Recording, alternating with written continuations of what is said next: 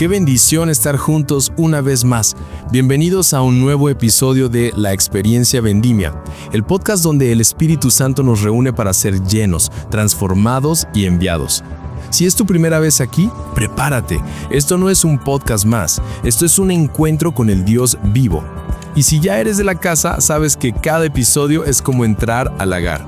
Vamos a ser exprimidos. Así que abre tu corazón, toma tu Biblia, tu café y vamos juntos a vivir la experiencia vendimia. Bienvenidos a esta inversión profunda. O sea, si analizamos cómo las películas de Hollywood imaginan el fin del mundo, o digamos el colapso de la civilización, siempre hay una expectativa visual muy clara y predecible. Claro, es súper dramático siempre. Exacto. Hay asteroides gigantes surcando el cielo o catástrofes climáticas instantáneas. O sea, escenarios de ciencia ficción con ciudades envueltas en llamas y ruinas absolutas. Un espectáculo ensordecedor. Totalmente.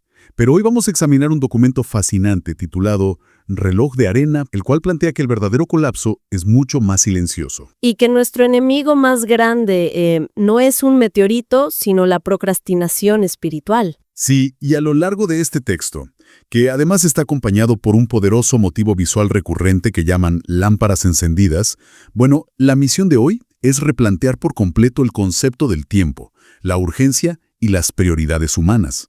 Todo esto a través del lente de la escatología cristiana, claro. Y es un paisaje radicalmente diferente al de la cultura popular, ¿no? Sí, bastante distinto. Podríamos decir que el texto describe, la definición absoluta de una tragedia en cámara lenta, donde el peligro real no es lo que explota y hace ruido, sino precisamente aquello que adormece a la humanidad. ¡Wow! Sí. El análisis de estas fuentes revela un tratado súper profundo sobre cómo el ser humano gestiona o, más bien, malgasta su recurso más finito. Ok, vamos a analizar esto porque el documento arranca con una afirmación que rompe esquemas de inmediato. Establece que el enemigo más grande de la iglesia moderna o de cualquier individuo en una búsqueda espiritual genuina no es el ateísmo. Que es lo que muchos pensarían, ¿no? Exacto, ni las fuerzas seculares externas como muchos asumen instintivamente. Afirma que el verdadero villano es la ilusión de que siempre habrá un mañana. Y para entender esa premisa, debemos situarnos en el contexto que establece el autor. Este texto se fundamenta directamente en el discurso profético de Jesús en el capítulo 24 del Evangelio de Mateo. Ajá. Ahora bien, es crucial mantener la objetividad aquí para quienes nos escuchan y observar cómo el texto utiliza esta fuente original.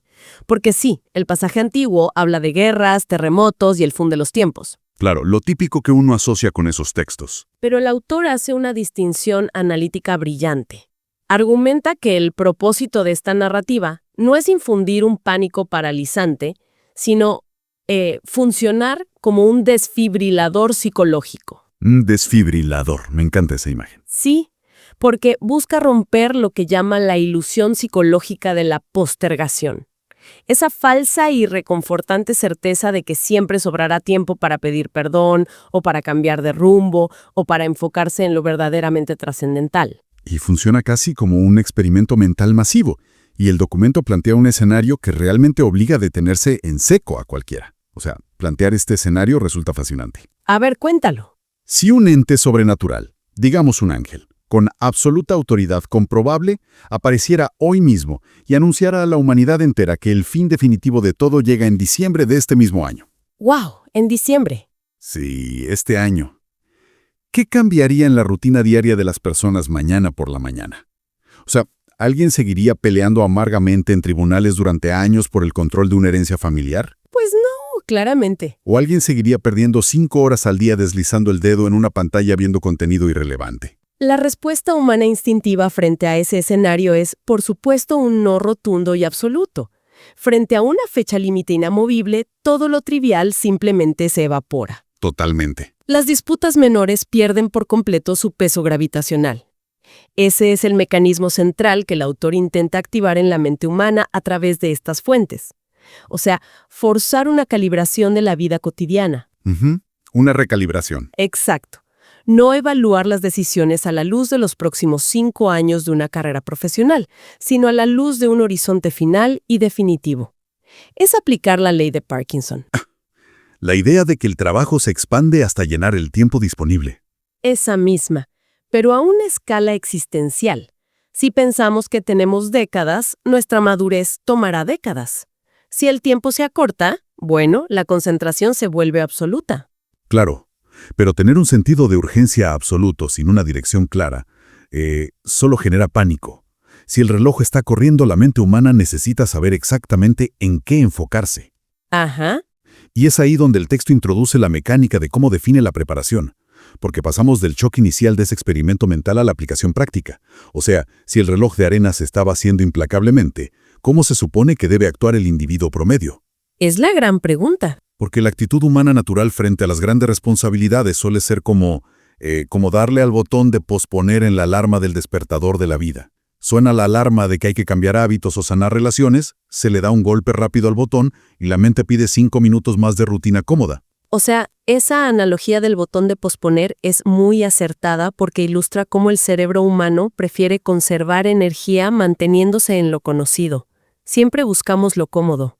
Pero aquí es donde encuentro una aparente contradicción en la lógica interna del documento que necesitamos desempacar. El texto dice explícitamente, citando fuentes teológicas como la primera carta de Juan, que la divinidad perdona completamente el pecado y los errores del pasado. Sí, eso dice. Sin embargo, en el mismo párrafo, advierte con una severidad enorme que el tiempo no redimido, o sea, el tiempo malgastado, pierde su fruto eterno. ¿No es esto una paradoja enorme? Suena como una paradoja, sí. Si el marco teológico ofrece un perdón total, ¿por qué la urgencia del tiempo se expone como algo tan crítico y aterrador aquí? ¿Acaso el perdón no cubre también el tiempo perdido? Lo fascinante aquí es cómo la teología profunda resuelve esta aparente paradoja a través de una división conceptual muy estricta entre dos ideas fundamentales. Hablamos de la salvación y la recompensa. A ver, explícame eso. El texto no está debatiendo el destino final del alma, en términos de salvación básica.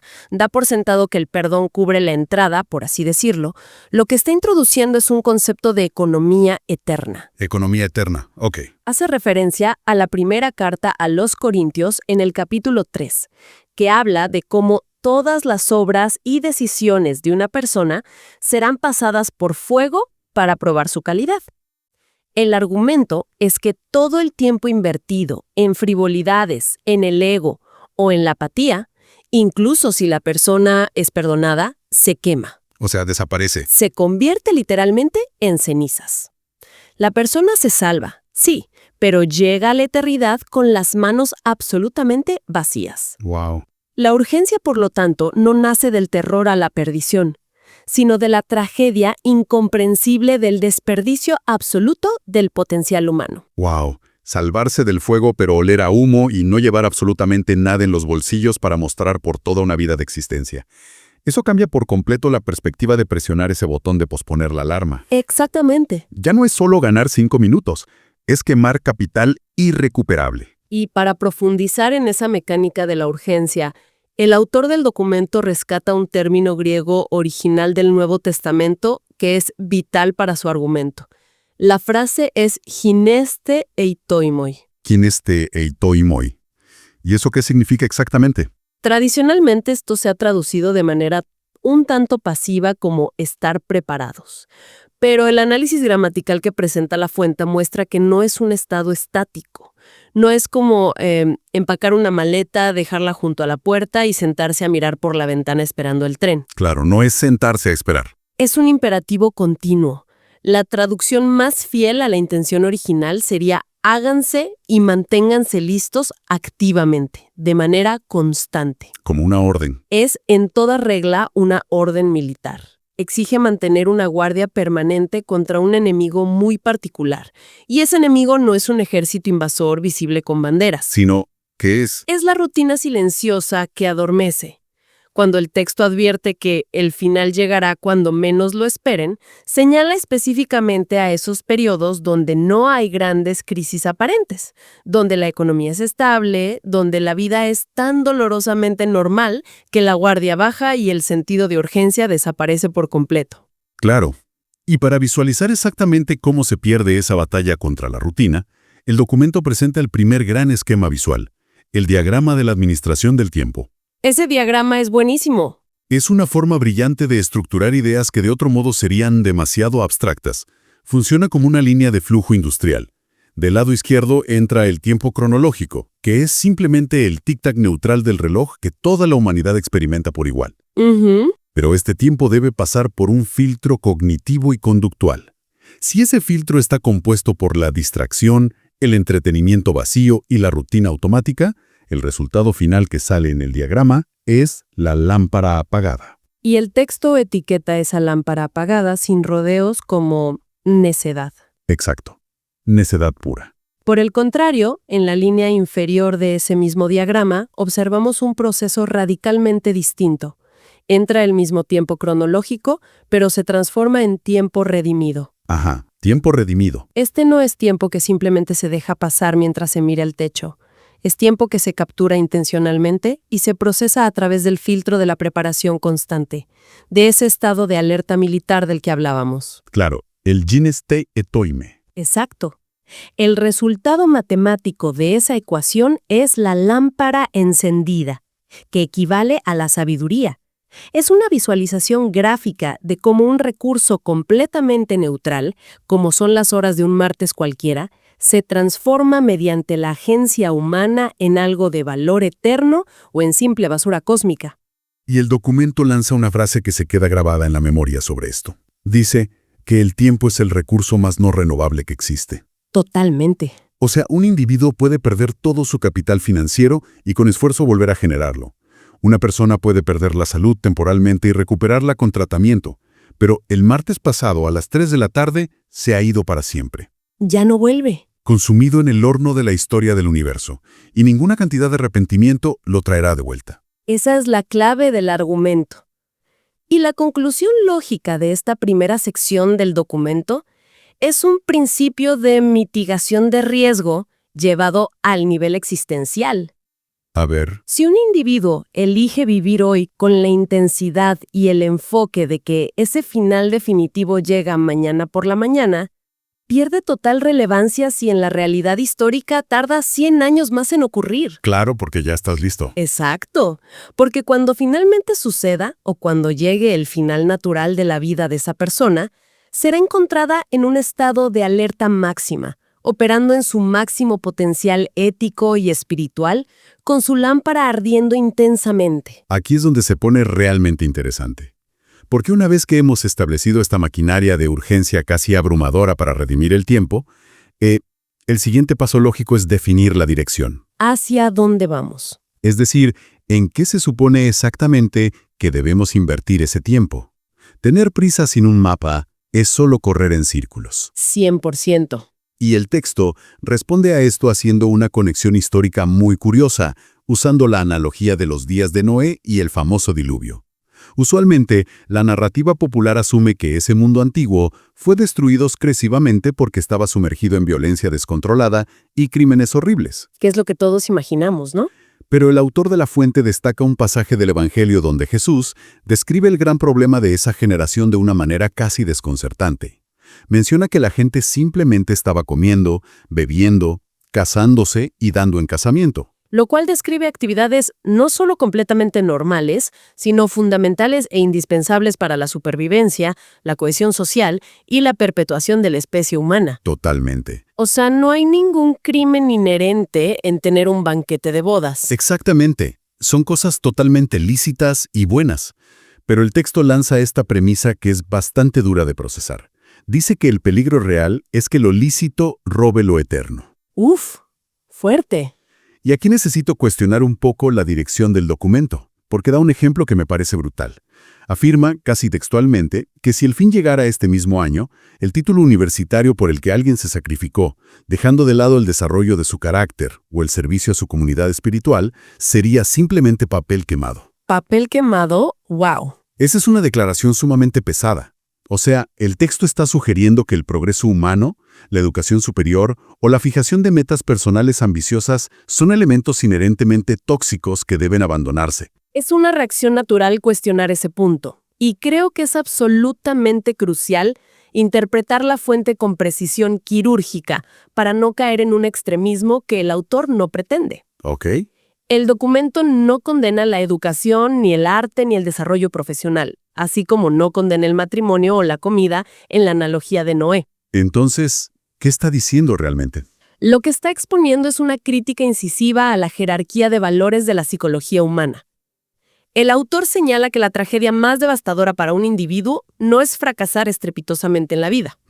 La verdadera tragedia, que es mucho más sutil, es tener un éxito masivo, escalar con enorme esfuerzo, sudor y sacrificio la escalera del éxito social o corporativo durante décadas, solo para descubrir en los últimos minutos de vida que la escalera estaba apoyada en la pared equivocada. La pared equivocada. No es que el título universitario o la cuenta bancaria sean entidades malignas. El argumento es que si el costo de adquisición de esos logros tangibles fue la bancarrota de lo intangible... La conexión espiritual y todo eso. Exacto. La conexión con la fuente de la vida eterna, la empatía, el desarrollo moral. Si ese fue el costo, entonces el intercambio representa un fracaso absoluto a largo plazo. Es como comprar acciones a un precio altísimo en una empresa que sabes con absoluta certeza que va a declararse en quiebra mañana por la mañana. Tal cual. Una miopía a escala cósmica. Precisamente. La mente humana está programada para buscar retroalimentación inmediata, y un título, un salario o el reconocimiento social ofrecen dopamina a corto plazo. Lo eterno no ofrece ese circuito de recompensa inmediata. Claro, lo eterno no te da un like en redes sociales. Exacto. Y para ilustrar cómo se construye verdaderamente esa preparación interna que no da recompensas inmediatas, el documento hace referencia a la parábola de las 10 vírgenes en el capítulo 25 de Mateo. Ah, sí, la clásica historia. En esta narrativa antigua, 5 mujeres son catalogadas como prudentes y 5 como insensatas. Y el detalle fascinante es que la diferencia entre ellas no radica en que unas fueran moralmente malvadas y las otras intachables. Claro, todas estaban esperando lo mismo. Todas compartían el mismo objetivo, todas estaban en el mismo lugar e incluso todas se quedaron dormidas ante la larga espera. Pero las prudentes tenían una reserva de aceite para mantener sus lámparas encendidas en medio de la oscuridad imprevista. Mientras que las insensatas solo tenían lo justo. Exacto, no se prepararon para un retraso prolongado. El análisis psicológico y teológico aquí es que ese aceite representa la reserva interna de carácter, resiliencia y madurez existencial. Y eso lo se compra en la tienda de la esquina. Para nada. Ese tipo de recursos internos no es algo que se pueda pedir prestado a un amigo en medio de una crisis a la medianoche. La madurez existencial no se improvisa. Se construye poco a poco. Se acumula, gota a gota, a través de cientos de miles de pequeñas decisiones diarias, donde el individuo elige deliberadamente priorizar lo eterno sobre lo inmediato. Y para esquematizar esta batalla entre lo inmediato y lo eterno, el autor presenta el segundo modelo visual clave del documento, que es la balanza profética. Ajá, la balanza. Hay que imaginar una balanza antigua de bronce con 2 platos suspendidos. En el plato de la izquierda, bajo el título de Lo que queda aquí, el autor coloca todas las cosas que la sociedad moderna valora e incentiva inmensamente. O sea, la acumulación de dinero, la fama, la influencia en redes, el orgullo profesional. Todo lo material. Todo esto representa un peso gravitacional inmenso en el cerebro humano. Es lo que nos enseñan a perseguir desde la infancia.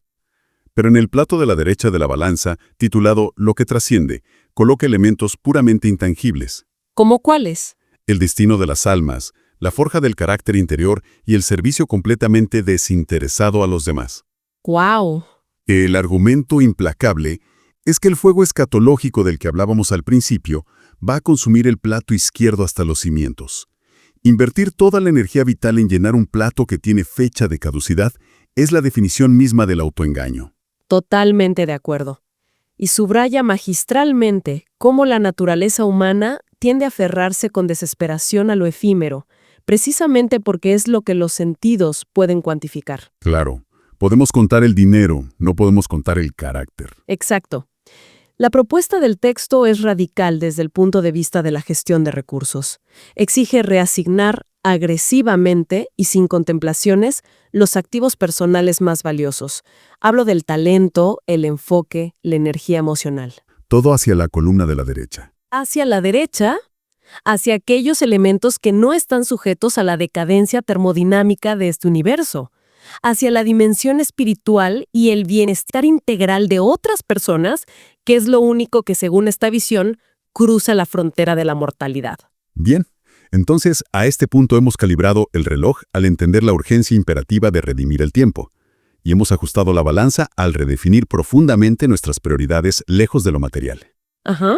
Pero la inmersión en estas fuentes no termina ahí. De hecho, el documento pivota hacia lo que resulta ser el obstáculo final, y sorprendentemente el más insidioso de todos. Que no es para nada abstracto. No es un problema teológico abstracto, ni una falla en la comprensión intelectual, sino algo profundamente visceral. Hablamos del equipaje denso de las relaciones interpersonales rotas. Uf, ese es un tema pesado. Las fuentes lo describen con una imagen que golpea fuerte. Es como intentar correr un sprint decisivo hacia la línea de meta en la carrera más importante que existe, pero el corredor insiste obstinadamente en aferrarse a un ancla de metal oxidado de 100 kilos que arrastra por el lodo en cada paso. Es una imagen súper gráfica. Y es una representación clínica de cómo funciona el daño relacional no resuelto y el rencor crónico en la psique humana. Sí. El resentimiento ocupa un espacio enorme en la carga cognitiva de una persona. Es como si la memoria RAM del cerebro se saturara procesando viejas ofensas, planificando venganzas imaginarias o justificando el dolor propio. Claro, te consume todo el sistema. Si la mente está consumida manteniendo vivo el fuego del odio hacia alguien más, no queda energía psíquica ni espiritual disponible para mantener la famosa lámpara encendida de la que venimos hablando. Hay una frase exacta en el texto que es simplemente paralizante, y resume todo esto, y dice: la eternidad es demasiado larga para llevar este equipaje. ¡Guau! Se refiere directamente a las ofensas que nos negamos a perdonar. O sea, de absolutamente nada sirve tener un sentido de urgencia impecable frente al reloj y tener la teoría de las prioridades perfectamente estructurada en la balanza, si en la práctica la persona está arrastrando odio encarnizado hacia un familiar, un ex socio o un antiguo amigo. Si conectamos esto con el panorama general de la filosofía que presenta el autor, vemos una integración espectacular entre lo que podría parecer un misticismo profético elevado y la ética social más terrenal y básica. O sea, lo aterriza por completo. Lo aterriza. La teología de este texto destruye la ilusión de que un individuo pueda aislarse en una burbuja hiperespiritual de solo Dios y yo. Claro, no puedes ignorar al de al lado. Vincula de manera absolutamente inseparable e innegociable la inminencia del gran evento cósmico final con la forma cotidiana y banal en que tratamos al vecino. Es súper práctico. Y para fundamentar esto cita una carta del Nuevo Testamento, la de Santiago, en su capítulo 5, que básicamente lanza una advertencia severa a las comunidades. Les dice: dejen de quejarse y morderse unos a otros, porque el juez supremo ya está de pie frente a la puerta con la mano aferrada al pomo, a un segundo de entrar. ¿A un segundo? ¡Wow! La mecánica detrás de esta metáfora es fascinante.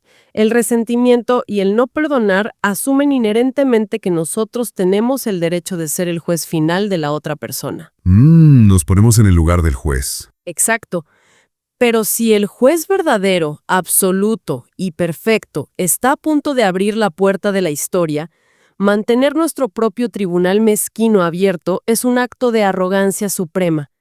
No se puede estar en el salón principal, levantando las manos al cielo en un estado de adoración extática, si esas mismas manos están manchadas con la sangre emocional del rencor hacia quien está al lado.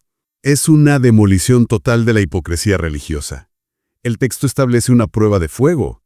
O sea, si cualquier individuo realmente creyera, si tuviera la certeza absoluta en sus entrañas de que le quedan apenas semanas o meses antes de rendir cuentas definitivas sobre el uso de su existencia, el ego perdería todo su poder de retención. Totalmente. El ego desaparece. Ningún ser humano racional perdería una sola semana más dándole vueltas a una ofensa trivial del pasado. Claro que no. Cualquier persona tomaría el teléfono de inmediato, marcaría el número de esa figura del pasado con la que no cruza palabra hace 5 años y simplemente diría: el orgullo ya no importa, necesito que nos perdonemos porque el tiempo literal se nos acabó y el costo de mantener esta pelea es demasiado alto. Y para cristalizar toda esta dinámica relacional, el autor introduce su tercer y último esquema arquitectónico: el triángulo de la preparación. ¿Cómo funciona ese triángulo? Visualmente es muy elocuente sobre cómo interactúan estas fuerzas.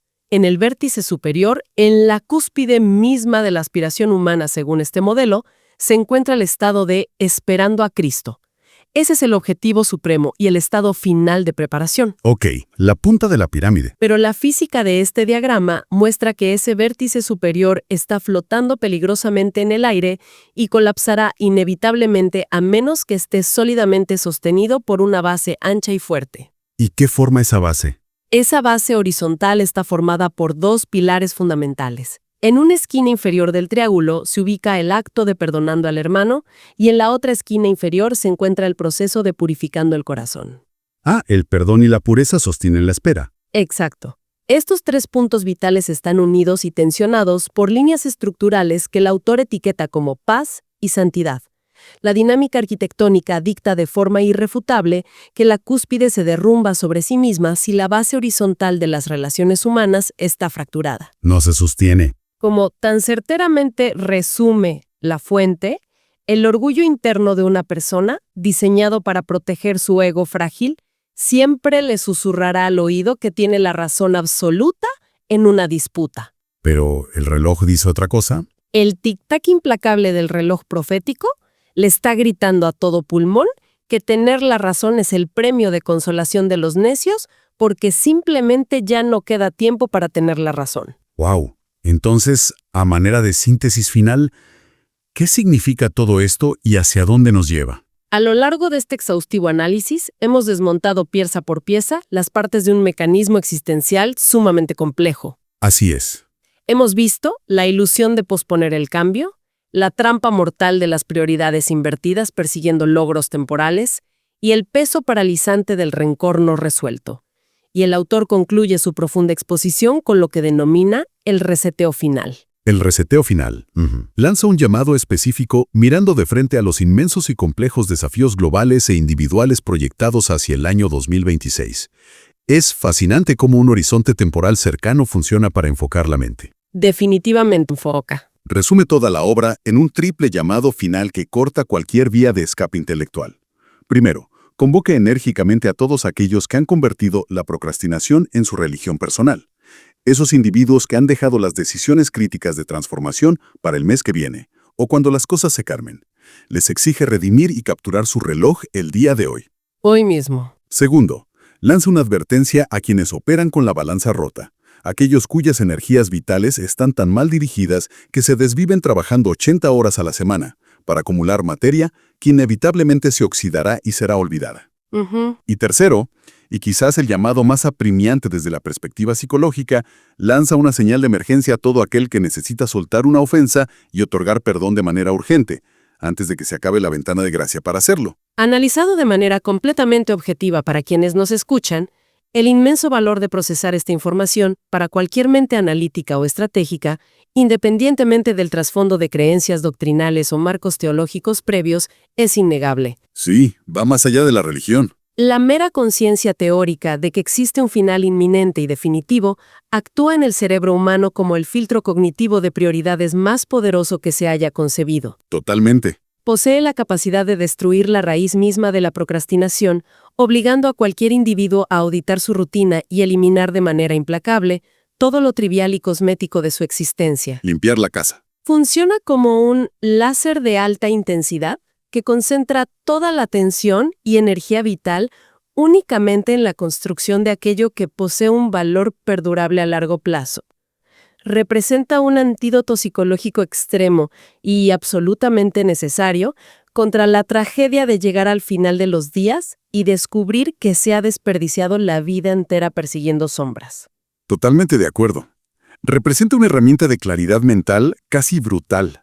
Arranca de cuajo todo el ruido de fondo, las distracciones digitales y las ambiciones vacías impuestas por la sociedad. Todo lo efímero. Exacto. Dejando un silencio donde es posible evaluar con honestidad hacia dónde se está dirigiendo el próximo paso vital. Nos obliga a mirar el reloj de arena no con miedo paralizante, sino con un profundo y sobrio respeto por cada grano de arena que cae. Sin embargo, dejar este análisis aquí sin cuestionar sus límites prácticos sería incompleto. Esto plantea una interrogante inmensa e importante al considerar la aplicabilidad de este texto a largo plazo en la realidad humana. A ver, ¿cuál es el límite? El autor de la fuente demanda explícitamente y sin concesiones una guardia militar constante. Exige adoptar un estilo de vida de preparación activa y sin pausas porque, como hemos acordado a lo largo del análisis, el tiempo es el recurso supremo no renovable. Ajá, el gineste, eto y moi. Nos pide vivir con la tensión constante, vibrante y aguda de que el telón de la historia podría caer esta misma noche. Pero, analizando esto desde una perspectiva puramente psicológica, neurológica y fisiológica, sabemos que el cerebro y el cuerpo humano no están diseñados orgánicamente para operar bajo un nivel de estrés de amenaza inminente de forma perpetua. Claro, el cuerpo no lo soporta. Los niveles de cortisol eventualmente destruyen el sistema. Si una persona lograra vivir realmente en ese estado de alerta máxima teológica y urgencia escatológica continua, día tras día, mes tras mes. Sí, ¿qué pasaría? Bueno, ¿cómo equilibra ese ser humano tal intensidad arrasadora para no terminar colapsando en un estado de agotamiento nervioso total? En un burnout espiritual profundo mucho antes de que llegue a sonar esa hipotética trompeta final. Esa es la gran pregunta. ¿Cómo se logra sostener el fuego de la pasión por lo eterno sin que esas mismas llamas terminen consumiendo no solo la escoria temporal, sino la cordura y la salud de la persona misma? Es una tensión monumental y el verdadero filo de la navaja en el que la condición humana intenta mantener el equilibrio frente a la eternidad. Y con esa profunda interrogante vibrando en el aire sobre cómo sostener el fuego sin consumirse, llegamos al cierre de la sesión. Ha sido fascinante. Ha sido un recorrido intenso a través de las implicaciones del tiempo y las prioridades. Para todos los que nos acompañaron analizando estas fuentes, la invitación queda abierta a seguir cuestionando los paradigmas diarios. Así es, investigar y cuestionar. A investigar más a fondo sobre qué es lo que realmente merece la energía de nuestras vidas y encontrar la manera de mantener esas lámparas brillando en medio de la rutina. Hasta la próxima inmersión. Familia, llegamos al final de este episodio, pero no al final de lo que Dios comenzó hoy en ti. Lo que escuchaste no fue casualidad, fue Dios hablándote al oído, diciéndote te veo, te amo y tengo un propósito mayor para tu vida. Nos encontramos en el próximo episodio, porque el lagar nunca cierra y el vino nuevo sigue fluyendo. Esto fue una producción de Vendimia Church.